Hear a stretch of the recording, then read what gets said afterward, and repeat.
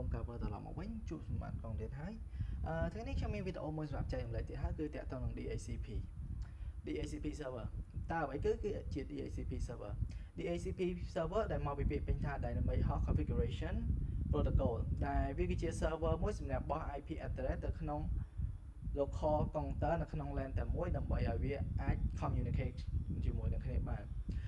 យើងអ្នកគ្នាក៏ដឹងហើយថា counter មួយអាចតាក់ទងគ្នាបានតាមរយៈ router subnet mask និង gateway ហើយថ្ងៃនេះយើងនឹងនិយាយអំពី DHCP ដែលវាគឺជាអ្នក controller មួយសម្រាប់បោះ IP automatic ទៅឲ្យ counter client ពីព្រោះថាបើសិនបើយើងប្រើមនុស្សទៅបោះ IP ទៅឲ្យ counter client វាអាចនឹងមាន error ដោយសារមនុស្សអាចធ្វើឲ្យមាន error បើសិនបើយើងប្រើម៉ាស៊ីនវិញគឺវាមិនអាចមាន error ទេដោយសារយើងបាន set configuration ផ្សេងៗអីរួចហើយតោះឥឡូវកុំឲ្យខាតពេលយូរយើងចូលទៅកាន់ topic របស់យើងតែម្ដងហើយថ្ងៃនេះខ្ញុំក៏មាននៅឥឡូវយើងចូលទៅកាន់ម៉ាស៊ីនយើងតែម្ដងដែរនេះយើងមកកាន់ម៉ាស៊ីនរបស់យើងហើយខ្ញុំសុំអូនេះមកកាន់ម៉ាស៊ីនតែឥឡូវយើងចូលមកកាន់ម៉ាស៊ីនរបស់យើង enter password សិនមកឥឡូវយើងបានចូលមកកាន់ម៉ាស៊ីនរបស់យើងហើយបើក terminal មក yes យើងបើក terminal យើង log in ទៅកាន់ root របស់យើង switch user ដាក់ password មក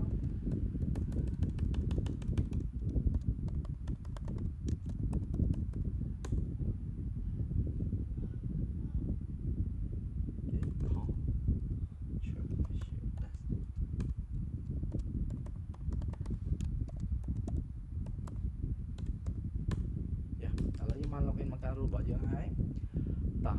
ដល់ឥឡូវដើម្បីធ្វើការ set up DHCP server បានយើងទៅ download នៅ software របស់ DHCP server សិនដែលវាមានឈ្មោះថា DHCP server ឥឡូវយើងប៉ុន្តែដោយសារតែខ្ញុំបាន install រួចហើយប៉ុន្តែនៅក្នុងវីដេអូនេះខ្ញុំនឹងធ្វើការ set up step by step ទោះបីខ្ញុំ set up រួចហើយក៏ដោយដំបូងយើងគាត់នឹងសរសេរនៅ command download សិនមក clear សិនមក yum install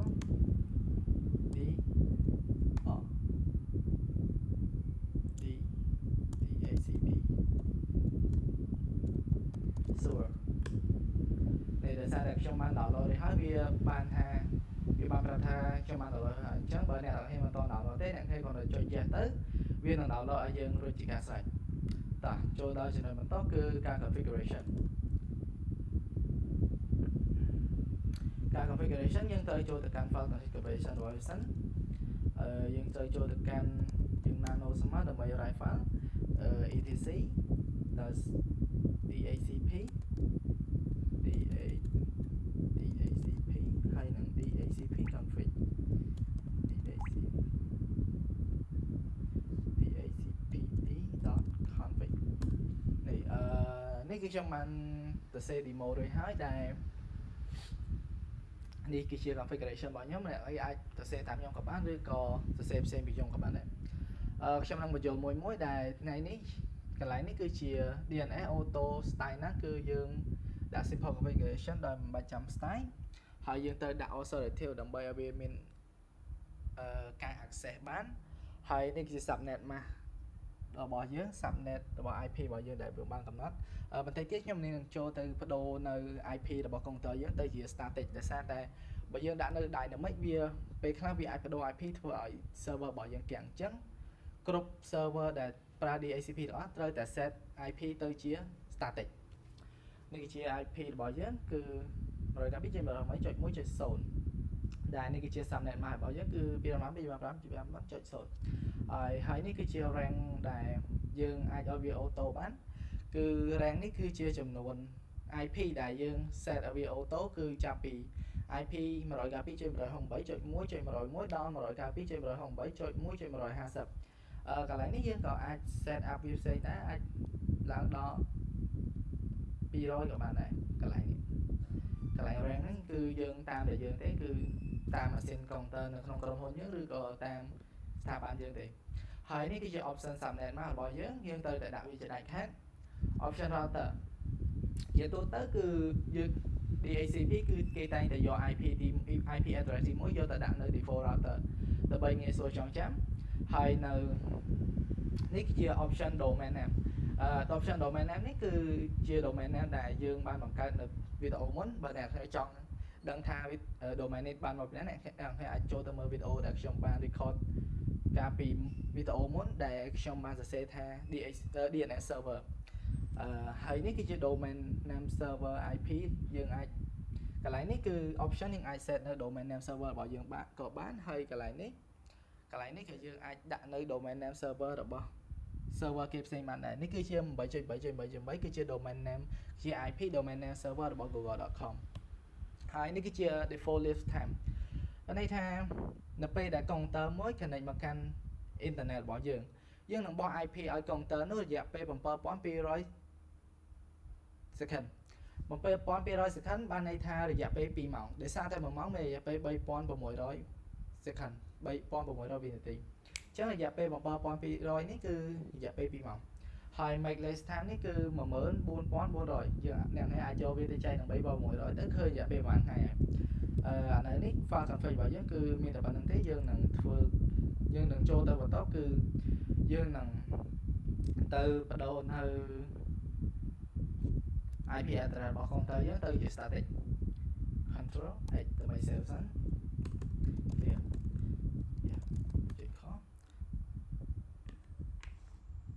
តើឥឡូវនេះយើងនឹងចូលទៅដូរ IP address ដើម្បីដូរ IP address បានយើងត្រូវ nano/etc network manager system connection ហើយ graphic card របស់យើងគឺ ENP OSO connection យើង enter មកបបនេះយើងអាចឃើញថាជាធម្មតាគឺនៅពេលដែលយើង download ម៉ាស៊ីនមកគឺ IPv4 របស់យើងគឺនឹង auto មានន័យថាវានឹង dynamic ដូច្នេះនៅក្នុងវីដេអូនេះខ្ញុំនឹងបិទនៅ auto នេះដែលខ្ញុំនឹងសរសេរពាក្យថា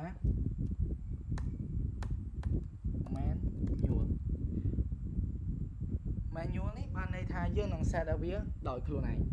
ហើយនេះគឺជា IP address static ដែលខ្ញុំបានបង្កើតគឺ IP address 1ដែលមាន IP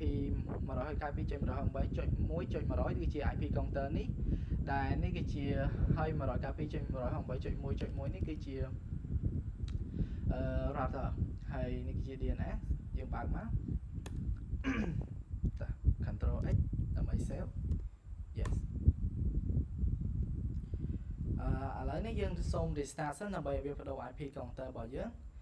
ដើម្បី restart បានយើងត្រូវសរសេរពាក្យថា system សរសេរ command ថា system control restart អ្វីទៅគឺ restart network manager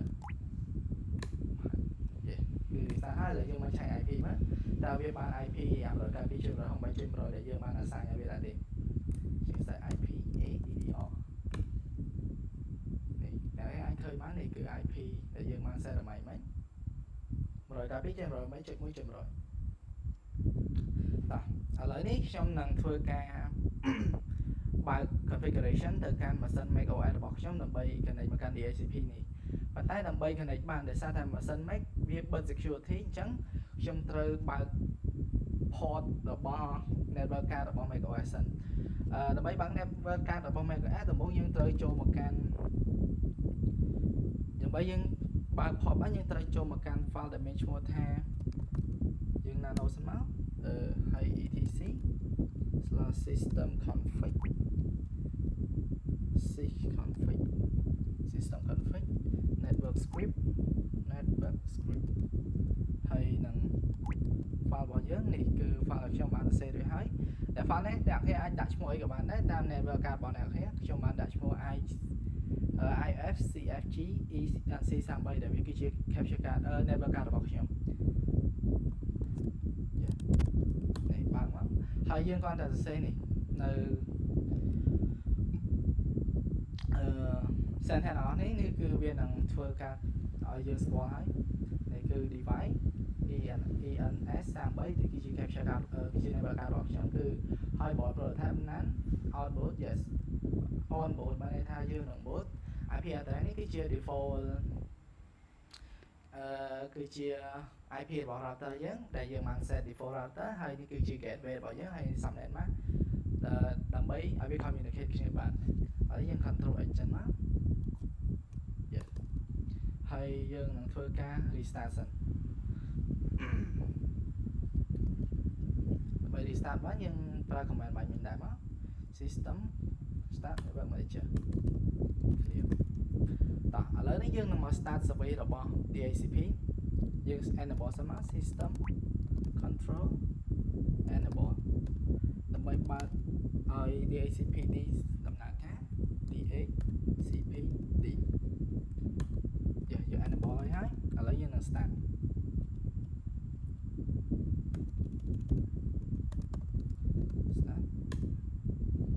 ជុំ headway error យើងឈុំមក check status សិនថាវា error ដោយសារអី status សូមបន្តិចប្រហែលជាមកពីខ្ញុំអត់ទាន់បើក firewall វាទេឥឡូវខ្ញុំសាក add firewall វាសិនខ្ញុំនឹងបើក firewall ទៅកាន់ DHCP របស់យើង already ហើយតាសារ reload មក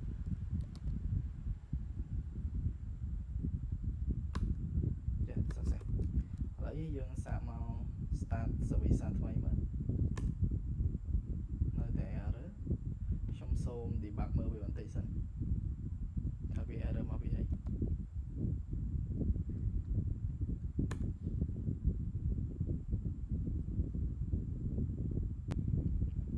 អូនេះយើងឃើញ error ហើយនេះគឺ no subnet declaration EC33 ដោយសារតែនេះនៅក្នុងកន្លែងនៅក្នុង file configuration របស់ DHCP នេះខ្ញុំអត់ទាន់បាន add capture card ENC33 នេះទៅក្នុងនោះអញ្ចឹងបានវាមាន error ឥឡូវនេះខ្ញុំសូមចូលទៅកាន់ file នោះសិនយើង choose សិនមក clear ទៅសារកុំឲ្យវាញ៉ៃឲ្យពេកយើងសូម paste command មកគឺ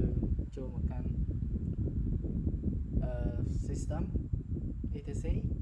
system config ហើយ DHCPD យើងចូលមកនេះគឺយើងដើម្បីយើងត្រូវតែបើក port នេះសិនឥ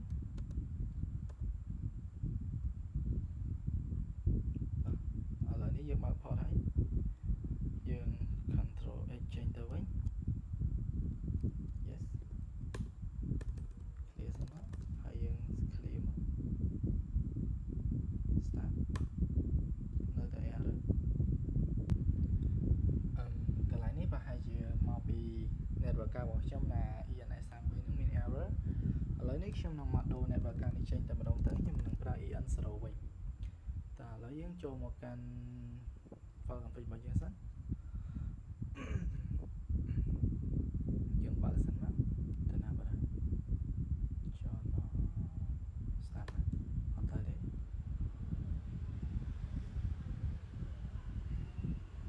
ណាខំមកខ្ញុំ search ណាគឺខ្ញុំដូរនេះមកជា EN 0 វិញហើយយើង control X ដើម្បី save yes ហើយយើងនឹងចូលមក config នៅ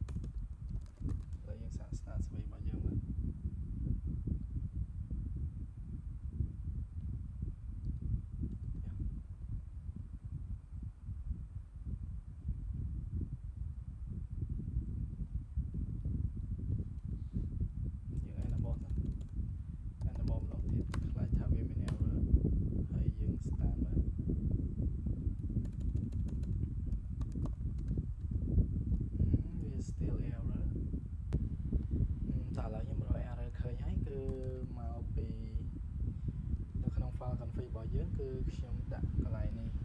លើយើងតាមតាកាលពីថ្ងៃខ្ញុំបានស្ដាប់លើចឹងប៉ុន្តែវា work ប៉ុន្តែឥឡូវវាអត់ work ឥឡូវខ្ញុំឆាប់បិទគឺវាដំណើរការធម្មតាខ្ញុំមិនដឹងថាមកវាហួរអីទេគឺវាធ្វើស៊ីខ្ញុំខ្លាំងមែនតែឥឡូវយើងបិទវាហើយយើងសាកមក start survey មើល system control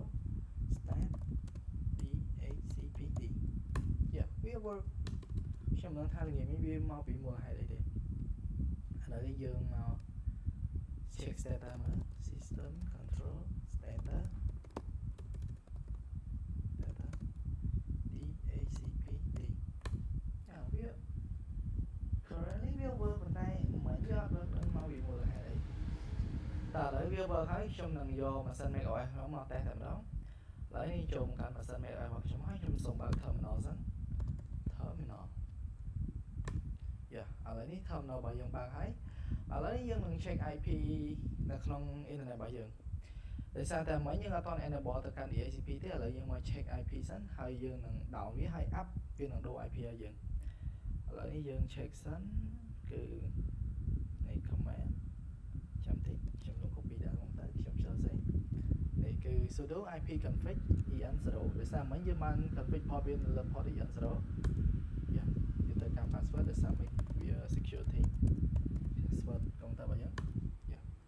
នេះគឺជា IP 192.168.100.43ដែលវាមិនមែនជា IP broadcast របស់ DHCP របស់យើងទេឥឡូវនេះយើងនឹង move វាមកកាន់យើងនឹង release វាហើយ renew ប៉ុន្តែនៅក្នុង Mac គេមិនប្រើ command IP config release renew ទេគឺគេប្រើ command ដូចយើង save ឲ្យវិញសម្រាប់ check IP ប៉ុន្តែគេប្រើ down នេះគឺដូចជា release នៅក្នុង Windows អញ្ចឹង down ហើយយើង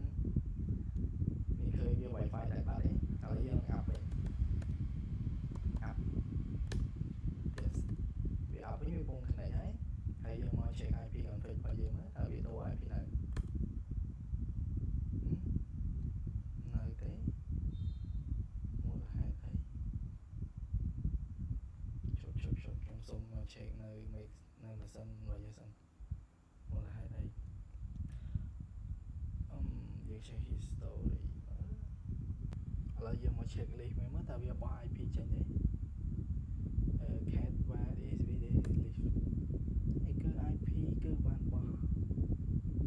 ហើយតើហេតុអ្វីបានជានៅក្នុងនោះវាមិនដូរសើមក check សារថ្មីបាទ clear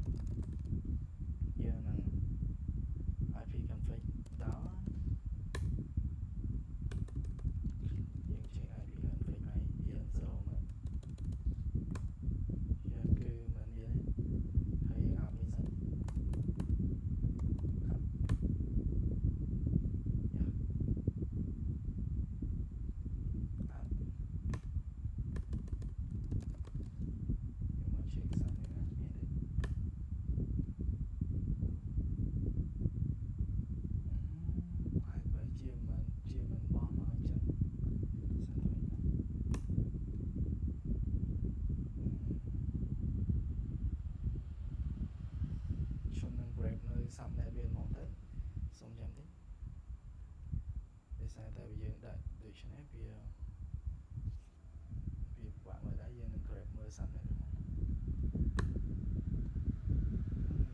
មិនមែនជា broadcast របស់ DHCP យើងទេ